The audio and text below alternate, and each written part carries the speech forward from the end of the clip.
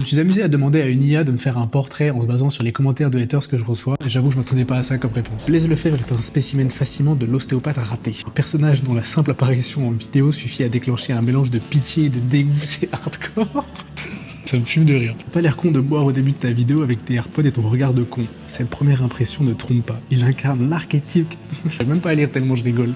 Il incarne l'archétype de l'homme soja, un être faible, déconnecté et profondément ridicule. Voilà, c'est tout à fait moi. En tant qu'ostéopathe, il est tout simplement une honte pour la profession. Alors ça, c'est radical. 5 ans d'études, hein. Ouais. Ces démonstrations ne sont que du spectacle, une succession de bruits de cavitation ajoutés post-production pour donner l'illusion d'une compétence qu'il ne possède pas.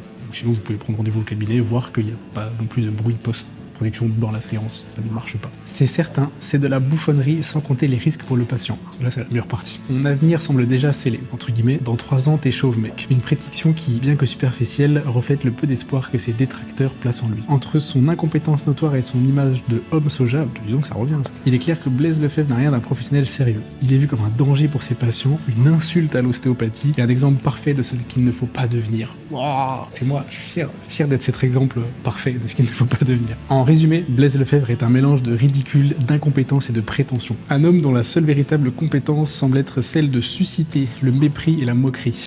Je m'en vais carrément. Allez, hein, salut.